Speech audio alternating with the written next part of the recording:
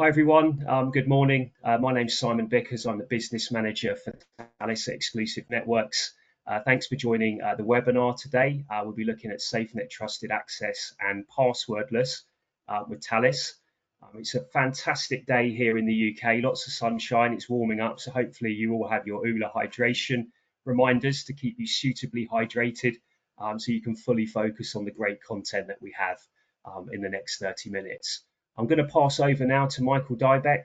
Michael works at Thales. He's one of the senior solution engineers on the identity business, and he's going to take you through the presentation moving forward. Thank you.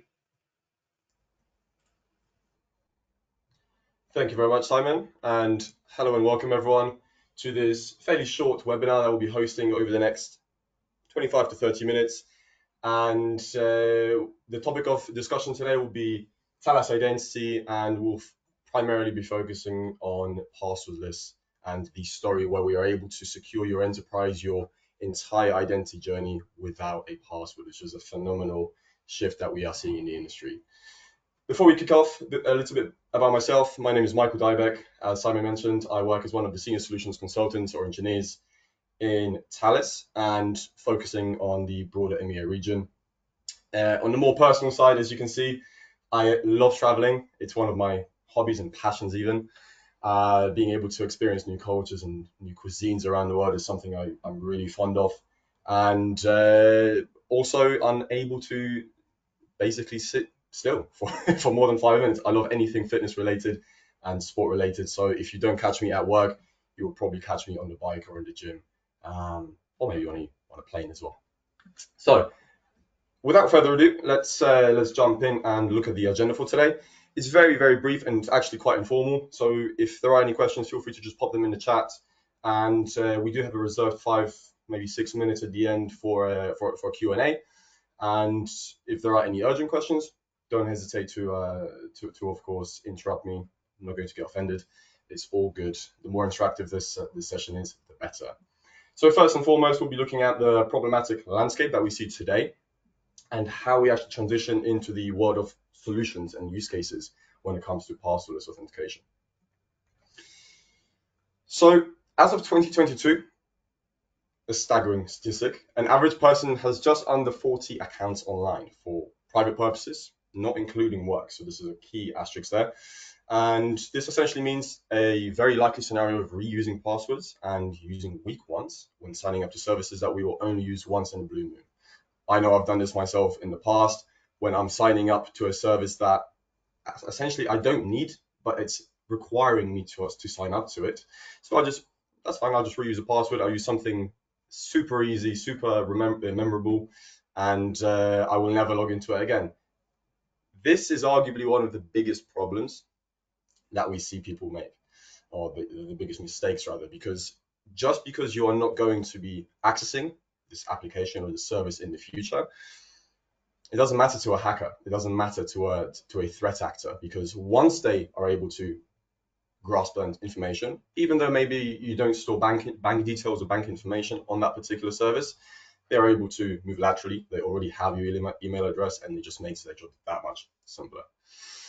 Secondly, 23 million people still use the password 123456 as their password in the database of passwords that they use. Not only that, but according to the latest Verizon research, QWERTY, ABC123, and password 1 are still among the most popular ones out there, therefore further expanding the landscape, of course. Now, I know some of you may be thinking, okay, well, I don't use 123456, I don't use ABC123 or QWERTY, I must be okay, because whenever we have a password policy change every quarter, every month at work, I simply just add to my dog's name, perhaps, or my cat's name, an asterisk or an exclamation point, and it just adds another character.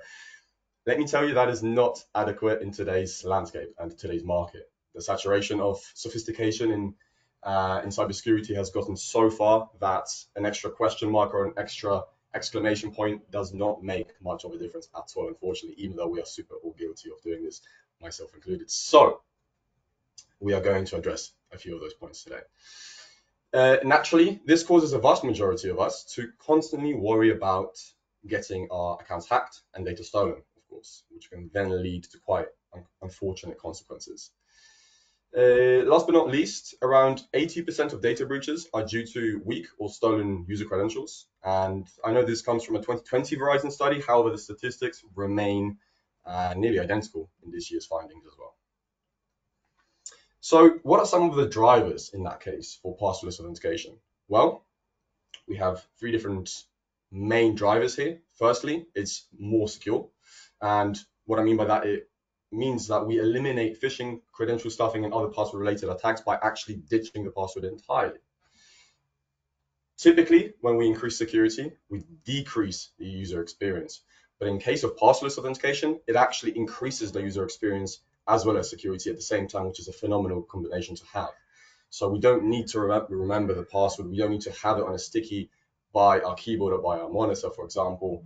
Or even if we are a bit more of a super user, perhaps, we might be having a master password database that we log into and actually copy the 20-character password from. That just takes much more time than actually using something like a passkey, for example, or any other multi-factor authenticator for passwordless. Last but not least, we have total cost of ownership being much lower here as well. So in an enterprise environment, it is very costly, surprisingly, how much a single password reset costs the organization. I think as of last year, it was estimated to be between 70 to 80 US dollars, so around 60 to 70 pounds. And that is a staggering amount of money if we begin to multiplying that by hundreds, thousands, or tens of thousands in many cases. So drilling down and thinking about how we actually go around implementing passwordless authentication. First, we begin by assessing the level of assurance that is required. So over here, we have a nice basic representation of three different scenarios. And we have a zero factor, a single factor, and a multi-factor scenario. Now, in a very linear way, we can explain this as a zero factor being as an example of a factory worker getting access to a terminal. Nice and easy. So we don't need any authentication there. We are on site and therefore in a private network and private premises, and therefore we are already automatically granted that right to be able to access that terminal. Seems fairly straightforward, but let's step it up a little bit. Maybe we are a retail outlet manager and a single factor might be required. Something like a SMS perhaps, or an email or an OTP, phone as a token, perhaps a device native biometric, so on and so forth. So it's more secure than zero factor, of course, but it's still not quite there. Nonetheless, we have the final option for multi-factor authentication and replacing a legacy password as one factor and 2FA. An example here we could list as a push OTP from a mobile device plus a PIN, for instance. Or maybe we want to get a bit more fancy and implement something the likes of PKI as well as a biometric, or maybe a FIDO2 token or 2.1 token, as well as a PIN or biometric.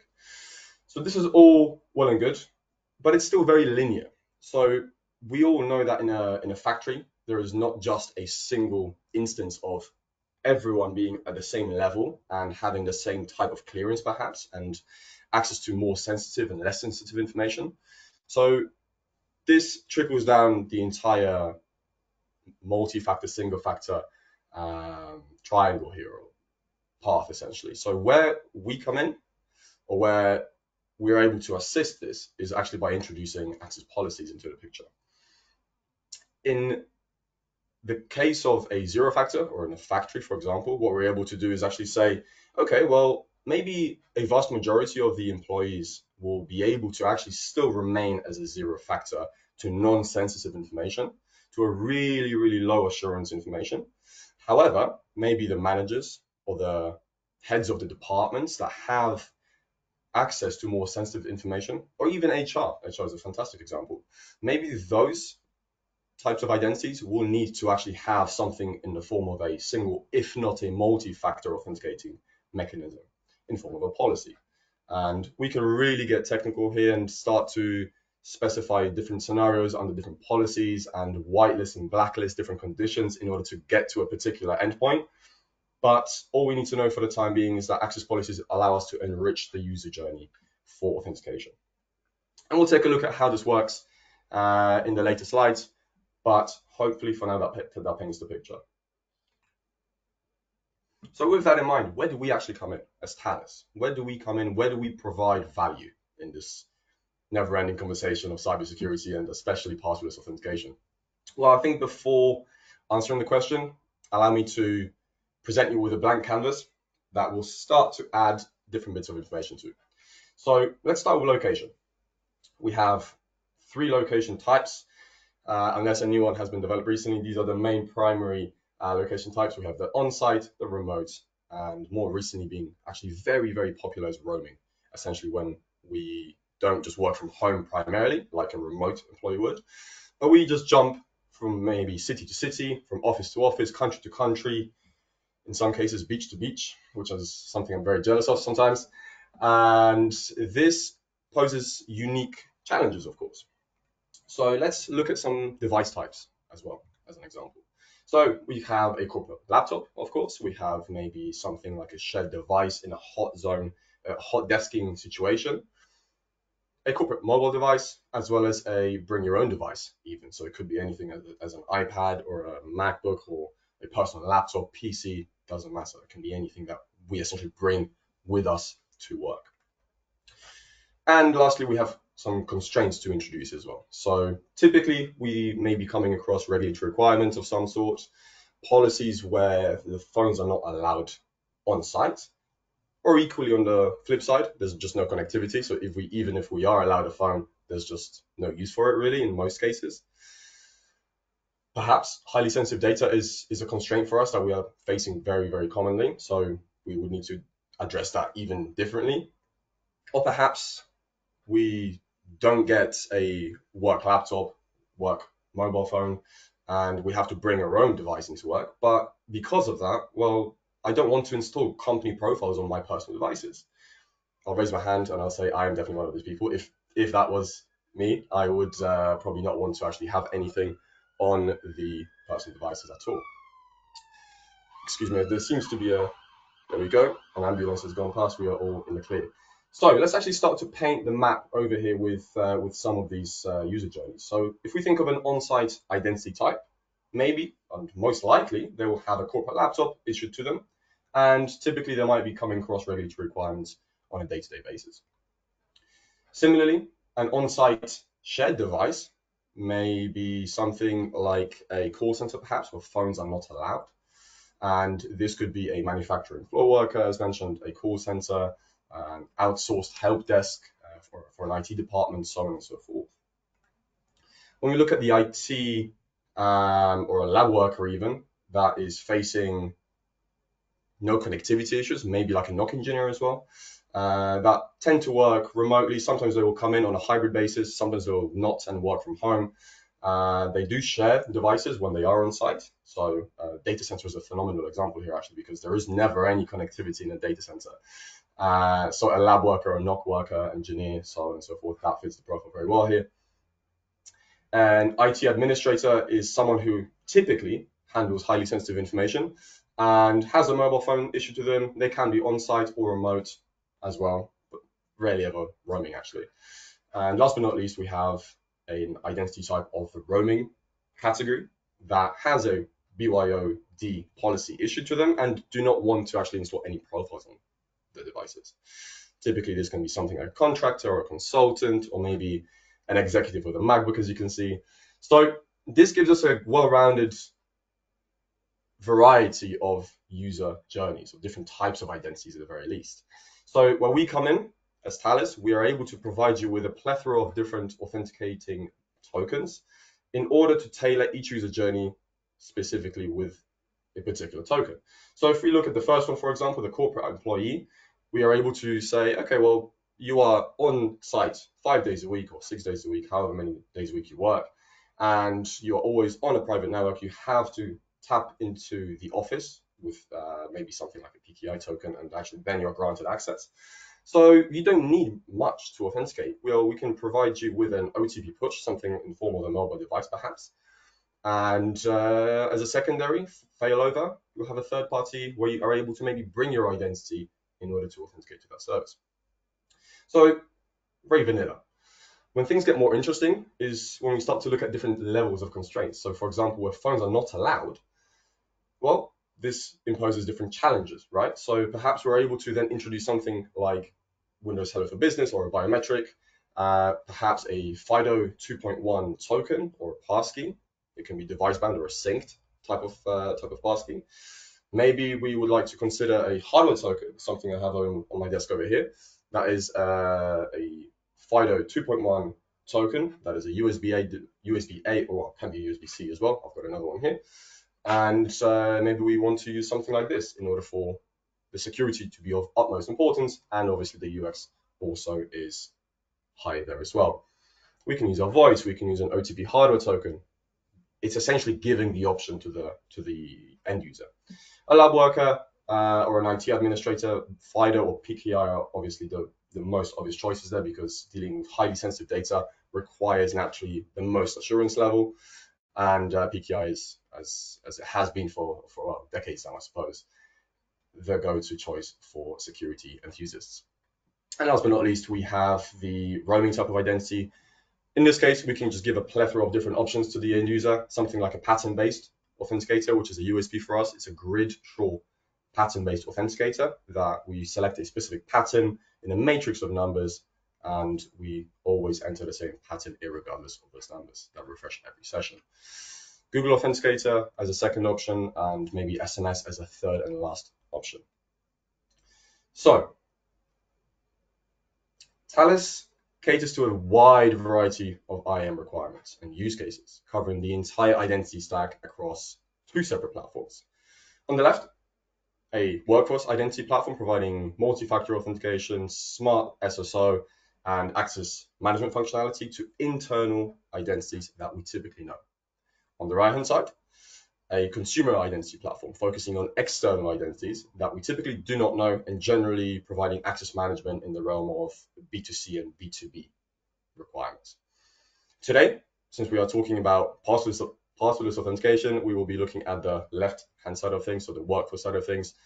And as things stand today, we offer the workforce platform in 3 different flavors, or should I say deployment options, as a fully cloud-native solution in the name of SafeNet Trusted Access, or STAR for short, as a hybrid solution, SafeNet Hybrid, and as a fully on-premises solution as well, which is called the SafeNet Authentication Service. Okay, so let's actually start to drill down on the story of passwordless. So what I really like about this graphic is that it can be a great point of reference to us. Horizontally, as we can see, it shows us many types of different identities that exist out there, from permanent employees to temporary employees, gig workers, corporate consumers and customers, as well as maybe the entire supply chain even as well. While vertically, we are able to highlight various assurance levels as well. So as we can see, with each platform, we get a different flavor of authentication. So if we look at the internal side of things, as mentioned in the previous slide, we were able to look at maybe permanent or temporary employees, and then look at the assurance level and decide, okay, well, this is perhaps the head of HR. We would need this person to authenticate using something that has 5 out of 5 graded security level, something like a PKI token or a FIDO device, while the end user that is accessing Microsoft 365 in an isolated tenant perhaps can actually use something less assured, something maybe like a QR code or a pattern-based authenticator, as mentioned, by the name of Gridshaw. SMS, OTP, I probably wouldn't recommend typically. It is something that has been degraded, or rather no longer supported by NIST nearly a decade ago, actually, in 2016.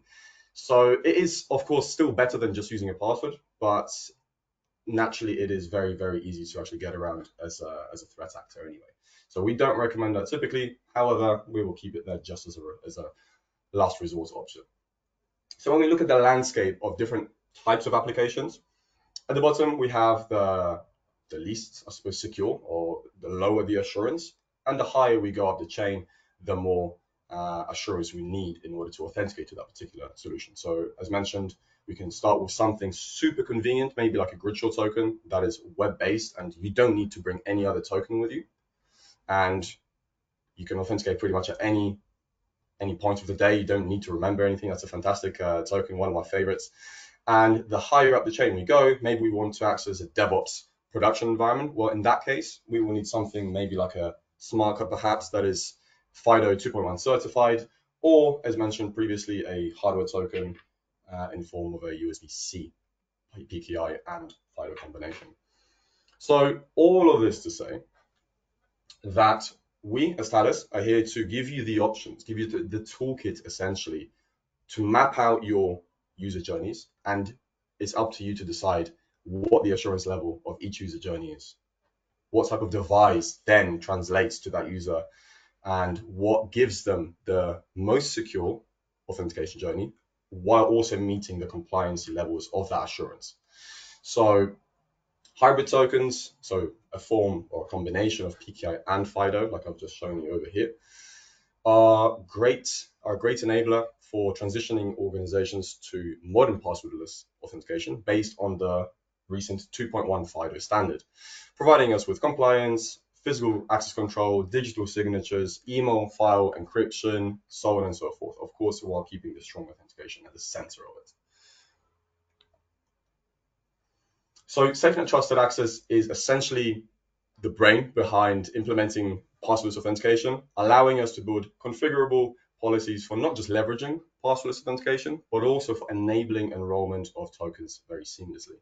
So if we access the console, we would be able to configure a workflow in under 5 minutes. All we would need to access is the access management console. From there, head over to the conditional access, and we are able to then look at these screenshots and take a decision. Well, do we want to grant access or do we want to deny access? Do we want to use a security key, an OTP, or password? Of course, password in this case is definitely not part of the equation for us. We are interested in perhaps something the most secure, like a FIDO token, security key. And number 3 step shows just that, right? And we are able to, last but not least, monitor and adjust that access as we see fit. So we are able to be presented with plenty of KPIs and graphs in order to actually make the administrative process much easier as well. When it comes to one of the more sought after use cases, which also happens to be one of our USPs, is the Windows login functionality. Just like logging into Salesforce, Microsoft 365, or Workday, perhaps, we're able to create a bespoke MFA workflow for users accessing the Windows machines by removing the domain passwords and overriding it with a variety of authentication tokens.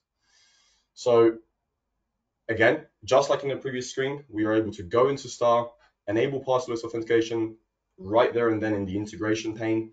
And from a user's perspective, it couldn't be simpler. We would simply need to install a lightweight agent on the machine, and from there on, the user has the capability of going passwordless entirely. This works not only online, but also offline, which is a game changer.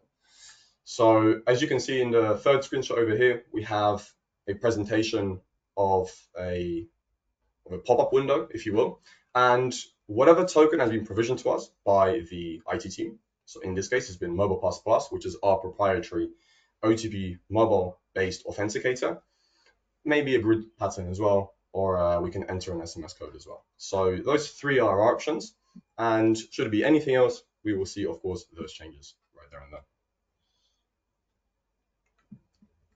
So what does it look like from the back end and the front end? Actually, we can just focus on the front end, and the user experience it couldn't be easier, it couldn't be simpler. So actually, we can take a look at that. The user is test user, triggering G for Gridshore, and then they are presented with this capability and overriding the domain password. They are into the machine just like that.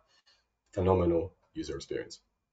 We can take that a bit further, and I've got a video made by one of my very good colleagues, which I'll be presenting to you momentarily, and it goes through the start to the end, and it essentially will leave you with a nice picture of what that actually looks like for the end user. So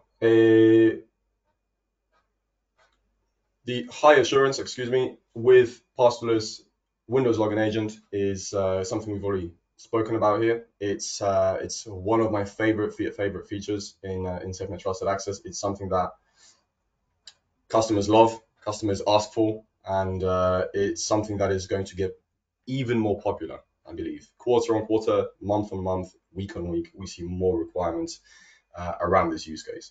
Of course, we can actually satisfy not just Windows machines, but Linux machines as well in a very similar fashion. But as a flagship product, we do orientate that proposition around Windows, of course, being the most common operating system in the enterprise world. So if there are any questions around this functionality, more than happy to take them at the end. We can, of course, you can book a session with us after this, and we can actually spend maybe half an hour or an hour or even more time on this functionality. Last but not least, I will leave you with the final slide where we talk about, well, we have spoken very briefly about FIDO, and I'm a massive fan of FIDO in general. And it's something that we love to actually provision in the enterprise world as well. So naturally, whenever a user has a variety of FIDO tokens, well, they can actually self-manage that as well. So what we can provide you with a FIDO key manager, and then the IT team can actually step back and enjoy the day and not actually have to worry about resetting and managing those tokens. The FIDO token is actually managed in a self-service manner. So that is as far as I will take it for the slides. I don't like spending too much time on slides. Let's actually jump into the video that I've mentioned just a second ago. And it's something that has my colleague's voice in it, so he will actually be able to walk us through it. And I hope you can see it and hear it and enjoy the next minute. Here we see the user, Lucy, log into her Windows device. She is asked to select her preferred one-time passcode method and proceeds, in this example, with her mobile app with number verification to prevent push bombing attacks. Lucy is not prompted for a password. Once authenticated, Lucy accesses her business applications, which happen to be in a user portal. From this portal, Lucy can run the VPN, access her workforce management application, or log into the Imperva Cloud Security Console without a password, and making good use of single sign-on technology that SafeNet Trusted Access provides.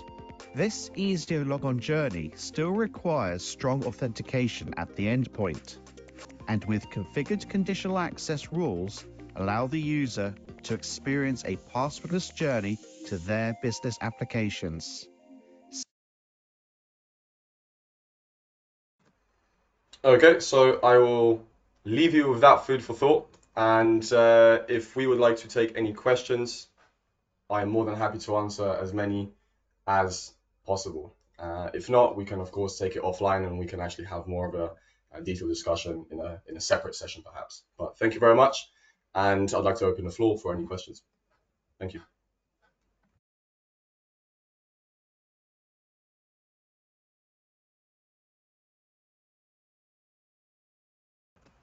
Simon, perhaps if there are any questions in the chat, feel free to let me know, read them out, and I will do my best to answer them.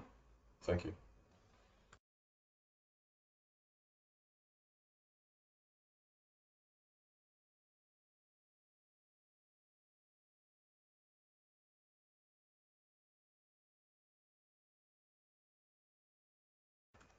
Okay, I will take that as no questions have come through for now, unless Simon, you are muted, or maybe I can hear you now.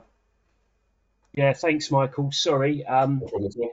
didn't seem to want to allow me to unmute for some reason, but yeah, we've got a couple of questions that have come in, so just bear with me. I'll just read this one out then, Michael. So with passwordless and in particular FIDO authenticators, attendees asked, just to confirm, this can be independent of Azure to authenticate to cloud and on-premise applications, meaning that this would be an alternative, more secure method for identity validation to applications. That is correct. So I would just have to point out that FIDO would be a preferred method of authenticating to cloud services and cloud apps, as opposed to on-premises. But would you mind just repeating the second half of that question for me? Yeah.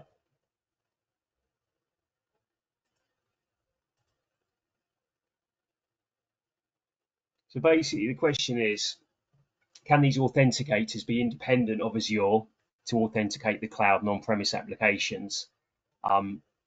With the ask is this, or the question is this a more secure and alternative method for identity validation to applications?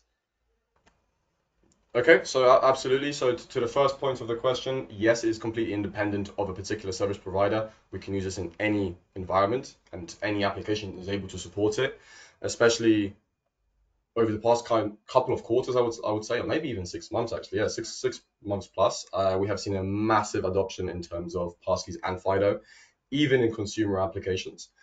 So for identity verification in an enterprise world, absolutely, it's a biometric. Well, it's a biometric function of authenticating, but it's also a cryptographic binding.